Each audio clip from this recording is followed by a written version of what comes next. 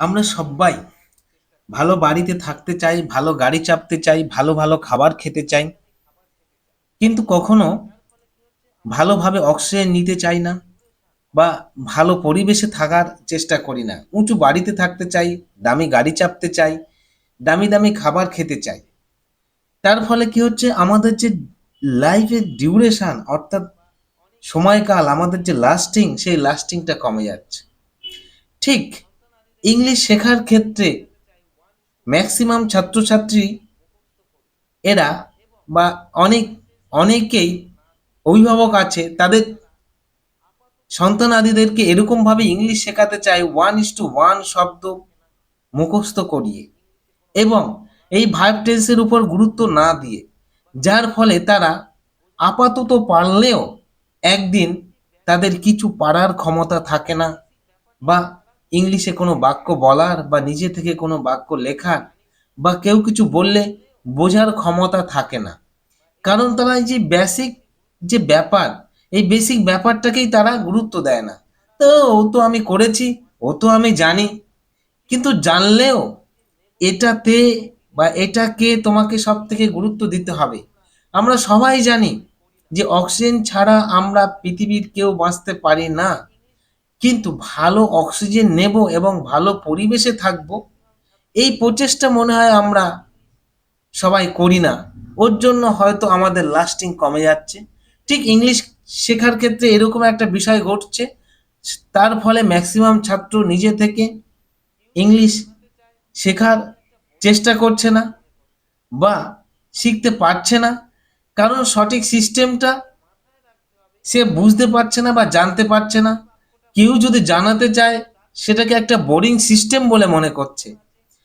এই boring system হলেও এটাই তোমাকে মাথায় রাখতে হবে, তুমি কেন পৃথিবীর যেই যেই বাক্যটা বলুক না কেন, তাকে তাকে এই যে টেন্সের গঠন আছে, এই টেন্সের গঠনের মধ্যে আগে প্রবেশ করতে হবে।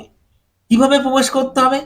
ভার্বটাকে নিয়ে প্রবেশ করতে হবে এবং ভার্বটাকে এই যে টেন্সের গঠনগুলো আছে, এই টেন্সের গঠনের মধ্যে কোনো না কোনো একটা গঠনের মধ্যে ফেলে তাকে বাক্যটা বলতে হবেই।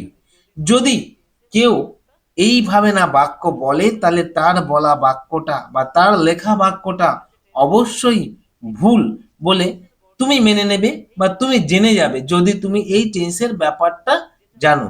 তবে দেখে নাও, এই যে টেন্সের গঠনটা আছে, এখানে লেখা আছে টেন্সের গঠন, এখানে 19টি টেন্সের গঠন আছে। এই 19টি টেন্সের গঠনে প্রতি ক্ষেত্রে যেটা পরিবর্তন হয়েছে, যেটা পাল্টে গেছে, সেটা হচ্ছে ভার্ব। অর্থাৎ ভার্ব হলো বহুরূপী একটা শব্দ, বিভিন্ন জায়গায় বিভিন্ন টেন্সে গিয়ে ভার্ব রূপ পাল্টেছে। আর রূপ পাল্টানোর জন্য এই যে চেনার উপায়, এই চেনার উপায়গুলো সব সময় পাল্টে পাল্টে গেছে, পরিবর্তন হয়ে গেছে। এর জন্য কি হয়েছে, তোমাকে সঠিকভাবে জানতে সমস্যা সৃষ্টি করেছে। অর্থাৎ তোমাকে এইখানে টেন্সের গঠনে মেলাতে হবে এবং ওই যে বাক্যে থাকা ভার্বটা যে টেন্সের গঠনে অর্থাৎ যে রূপে মিলেছে, সেই রূপ সোজাসুজি তুমি যদি বাঁদিকে চলে আসো, চেনার উপায়টা পাবে। এই যে চেনার উপায় পাচ্ছ তুমি টেন্সের, এই চেনার উপায়টা যোগ করে দেবে কিসের সাথে? এই যে ভার্বের বাংলা মানে আছে, প্রেজেন্ট ফর্মের বাংলা মানে, অর্থাৎ ভার্বের প্রেজেন্ট ফর্মের বাংলা মানের সঙ্গে তুমি চেনার উপায়টা যোগ করে দিলে প্রত্যেকটা বাক্যের অর্থ তুমি বুঝতে পারবে। এবার তুমি কিভাবে প্রত্যেকটা বাক্যকে নিজে থেকে ইংলিশে করবে, সেটাই ব্যাপার। দেখো, পৃথিবীতে যেই যাই বাংলাতে বলুক না কেন, এই যে চেনার উপায় আছে, এই চেনার উপায়ের সঙ্গে মিলিয়ে তাকে বাংলা বলতে হবে। তুমি সারা জীবন বলে দেখো, এই যে চেনার উপায়গুলো, এই চেনার উপায়ের বাইরে কোনো কথা থাকবে না। প্রত্যেকটা কথা এখানে মিলে যাবেই যাবে। যদি না মেলে, তাহলে পৃথিবীর ইংলিশ শেখার বা শেখানোর সিস্টেমটাই ভুল আছে।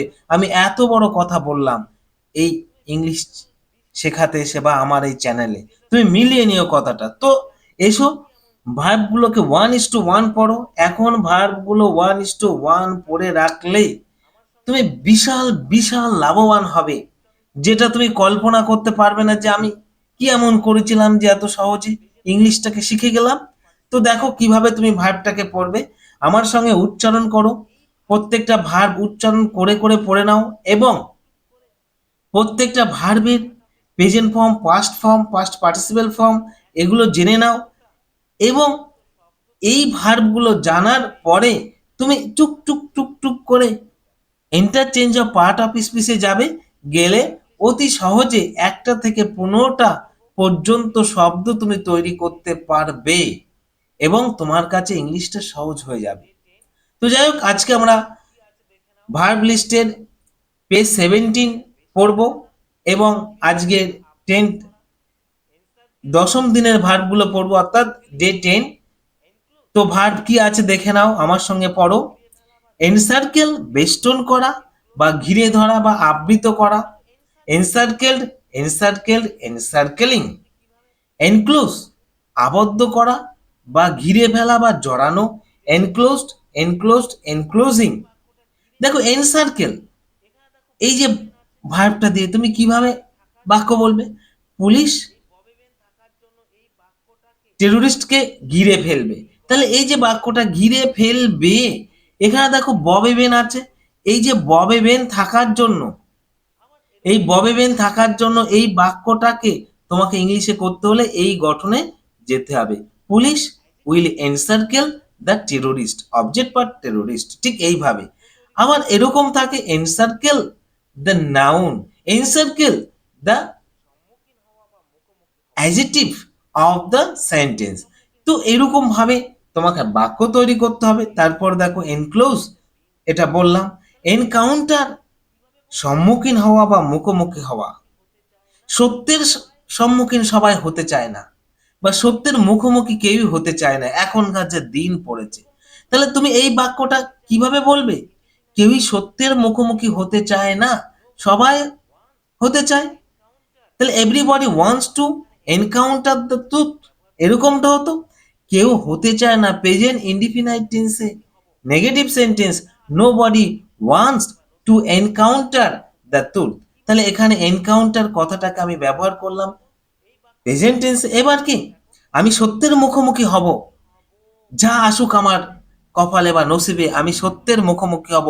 কিভাবে বাক্যটা বলবে, আমি সত্যের মুখোমুখি হব, এই বাক্যটা তুমি কিভাবে বলবে। দেখো, আমি সত্যের মুখোমুখি হব, ববে বেন আছে, ওর জন্য তোমাকে এই গঠনে এসে ইংলিশ বলতে হবে।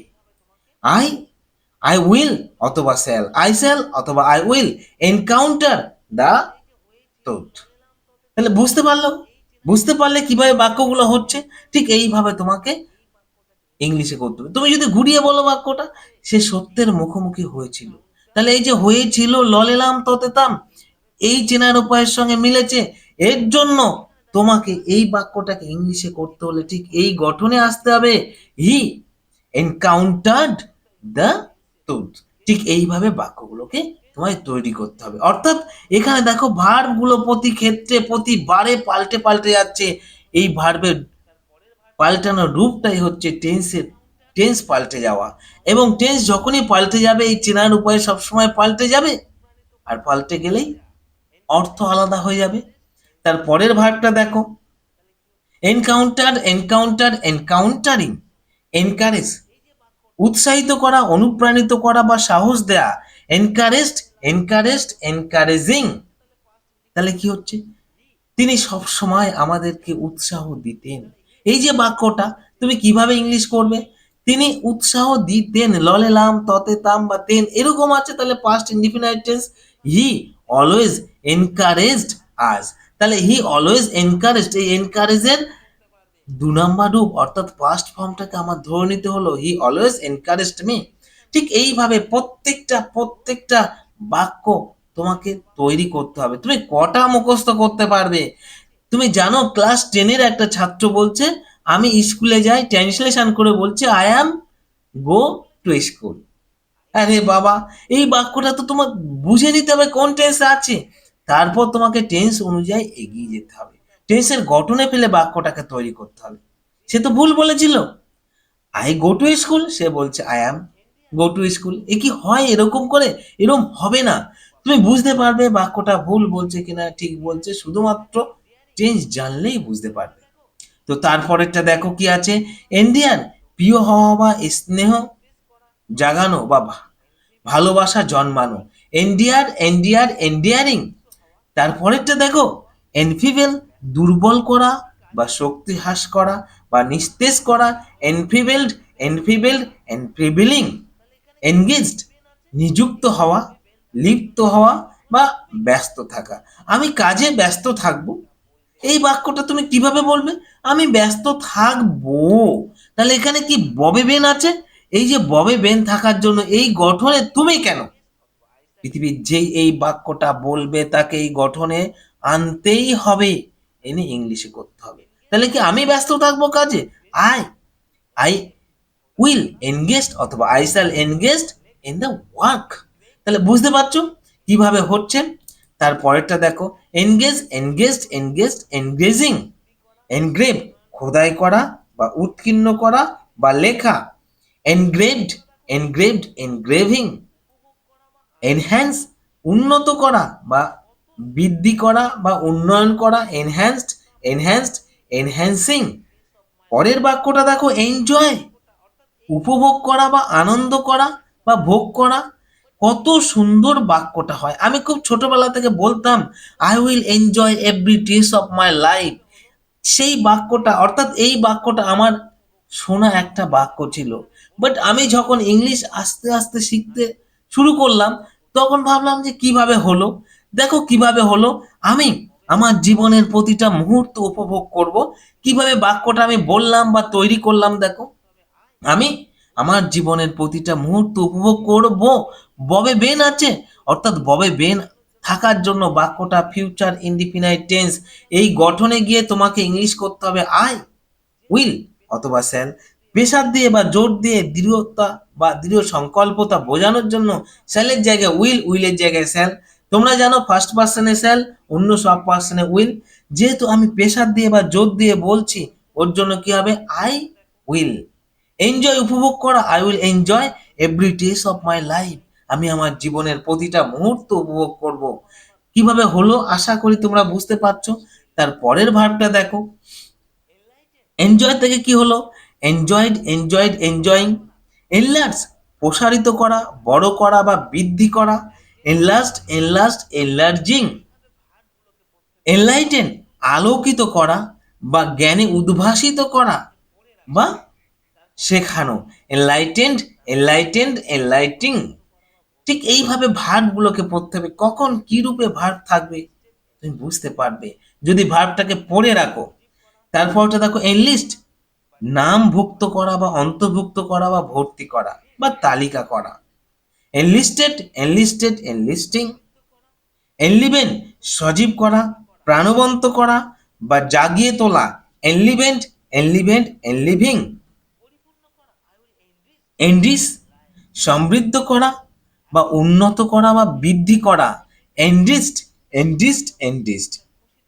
আবার পরিপূর্ণ করা, I will enriched my life with happiness, I will enrich my life with the happiness. তাহলে আমি আমার জীবনটা খুশিতে ভরিয়ে তুলবো। তাহলে বুঝতে পারছো কিভাবে বাক্য বলছি। এনস্লেভ দাস বানানো বা পরাধীন করা বা শোষণ করা, এনস্লেভড এনস্লেভড এনস্লেভিং। তোমাদের দেখতে একটু হয়তো সমস্যা হবে, যেহেতু এটা আমি কম্পিউটারে করছি ভিডিওটাকে, ফোনে দেখলে একটু সমস্যা হবে। তোমরা একটু বড় করে নিয়ে দেখো, তাহলে বুঝতে পারবে ভার পড়ে রাখার ফায়দা কতটা, লাভ কতটা। তারপরেটা দেখো, এন্থ্রন সিংহাসনে বসানো বা অভিষিক্ত করা বা রাজা বানানো, এন্থ্রন এন্থ্রন এন্থ্রনিং। এন্ট্রিক্স প্রলুব্ধ করা বা আকৃষ্ট করা বা প্ররোচিত করা, এন্ট্রিক্সড এন্ট্রিক্সড এন্ট্রিসিং। এন্ট্র্যাপ ফাঁদে ফেলা বা বন্দি করা বা আটকানো, এন্ট্র্যাপড এন্ট্র্যাপড এন্ট্র্যাপটেড। এন্ট্রিট অনুনয় বিনয় করা বা মিনতি করা বা প্রার্থনা করা, এন্টিটেট এন্টিটেট এন্টিটিং। দেখো এই ভার্ব জানলে, এই ভার্ব জানলে, ভার্বগুলোকে টেন্সে প্রয়োগ করা শিখলে তুমি এখানে যে ভয়েস চেঞ্জের গঠন আছে, পৃথিবীর যেখান থেকে যেই ভয়েস চেঞ্জ দেয়া হোক না কেন তোমাকে, তোমাকে এই গঠনের মধ্যে এনে ভয়েস চেঞ্জটা করতে হবে। তো তুমি হামেশাই তা পেরে যাবে যদি তুমি ভার্ব আর টেন্সটাকে পড়ে রাখো। নাহলে তুমি ভয়েস চেঞ্জও করতে পারবে না, একটা বাক্য পর্যন্ত তুমি ইংলিশে বলতে পারবে না। তো আমি আমার প্রত্যেকটা ছাত্রকে 1:1 ভার্ব লিখিয়ে লিখিয়ে মুখস্থ করি। আর আমার ছাত্রছাত্রী ক্লাসে ইংলিশে অন্তত ফার্স্ট পজিশন দখল করে রাখে। এটাই আমার জীবনের শ্রেষ্ঠ পাওনা। This is the greatest achievement in my life. দেখো এই বাক্যটাই বা আমি কিভাবে বললাম। This is, this is, this is, subject this is, এটা হয় the greatest achievement in my life. এটাই আমার জীবনের সব থেকে বড় পাওনা। তাহলে আশা করি তোমরা বুঝতে পারছো কিভাবে বাক্যগুলোকে বলতে হয়। আজ এ পর্যন্ত।